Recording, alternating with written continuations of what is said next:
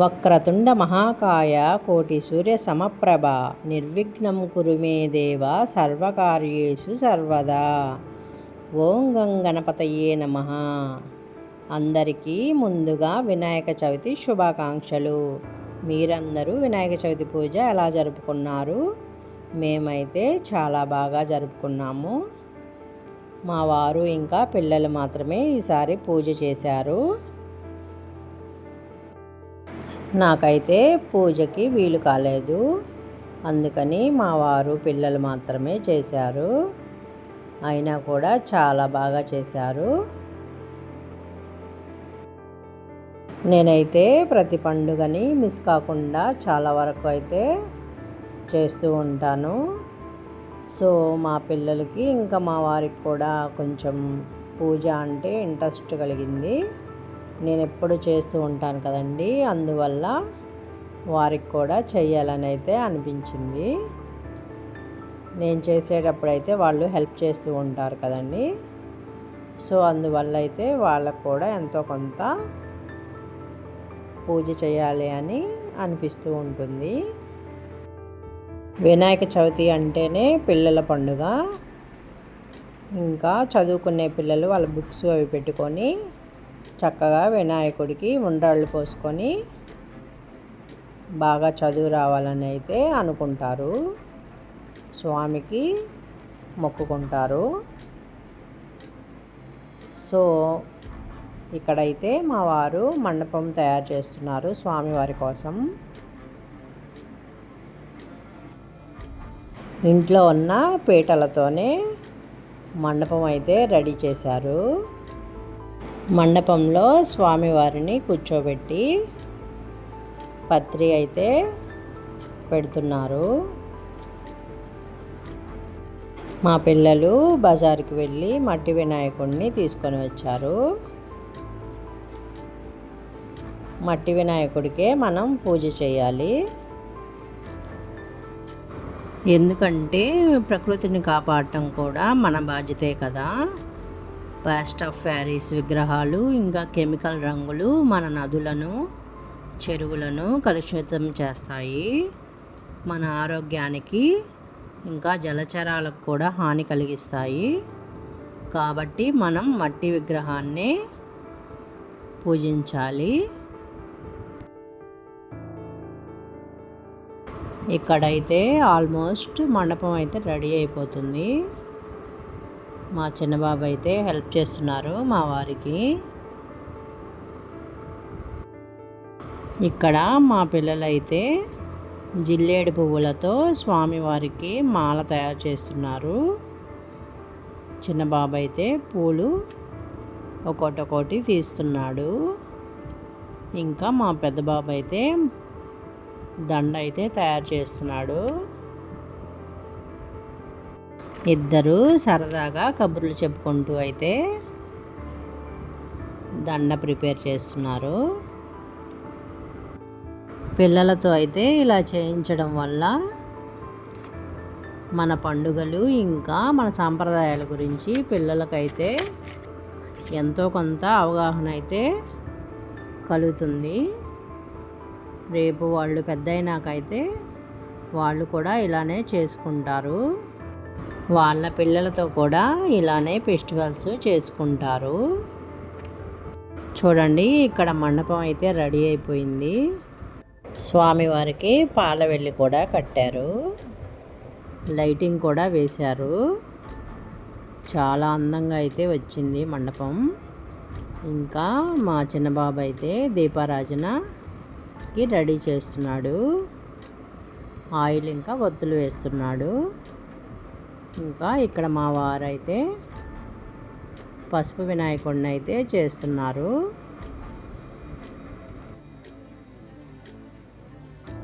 ప్రసాదాలు కూడా కొన్ని ప్రిపేర్ చేశారు వాళ్ళే. ఇంకా అదైతే వీడియో తీయలేదు. స్వామివారి దగ్గర అయితే అవి కూడా పెట్టుకున్నారు. పూజ అయితే స్టార్ట్ చేసేసారు.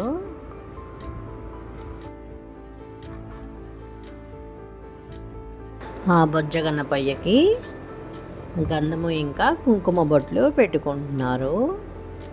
పిల్లలైతే దీపారాధన చేస్తున్నారు. మనం ఏ పని మొదలుపెట్టినా, ఇంకా ఏ పూజ చేసినా, ఏ వ్రతం చేసినా కూడా ముందుగా ప్రార్థించేది ఆ బొజ్జ గణపయ్యని. ఈ గణపయ్యని పూజించందే మనం ఏది చేయలేము. విఘ్నాలకు అధిపతి ఈ విఘ్నేశ్వరుడు. ఆ విఘ్నేశ్వరుణ్ణి పూజించుకోవడం ఎంతో అదృష్టం.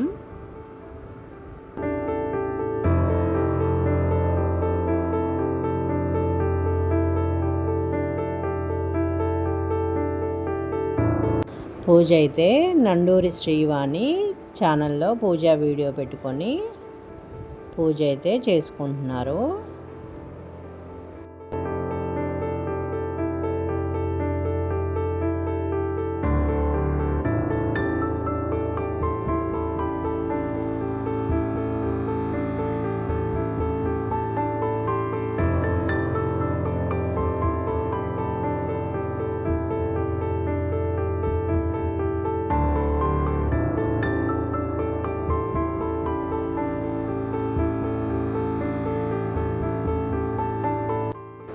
స్వామివారికి షోడోపచారాలతో పూజ చేసుకున్నారు.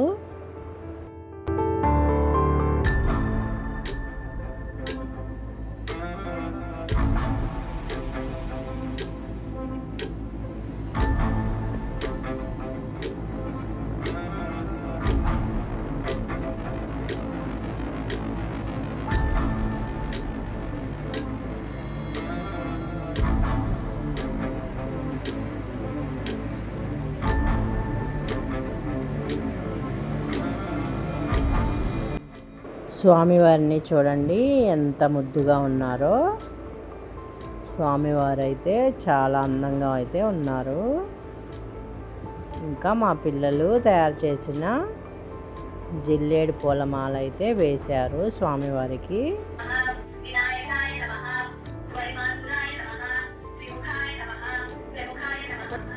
ఇక్కడ స్వామివారికి అష్టోత్తరం అయితే చేసుకుంటున్నారు వెండి పూలతో.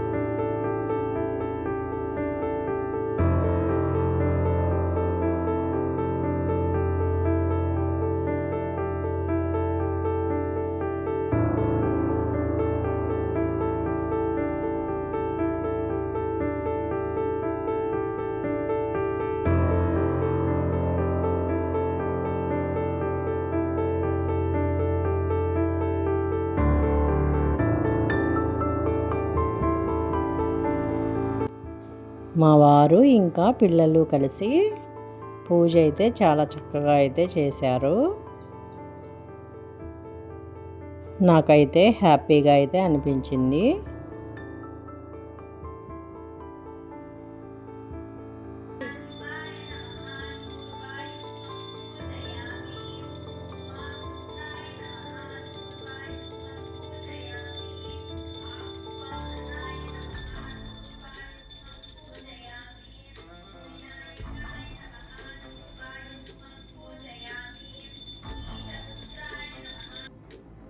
ఆ బుజ్జి వినాయకుడికి కొబ్బరికాయలు కొట్టి నివేదన అయితే చేశారు. ఇంకా ఇప్పుడు హారతి ఇస్తున్నారు. మా పిల్లలు కూడా హారతి తీసుకొని ప్రదక్షిణలు అయితే చేశారు.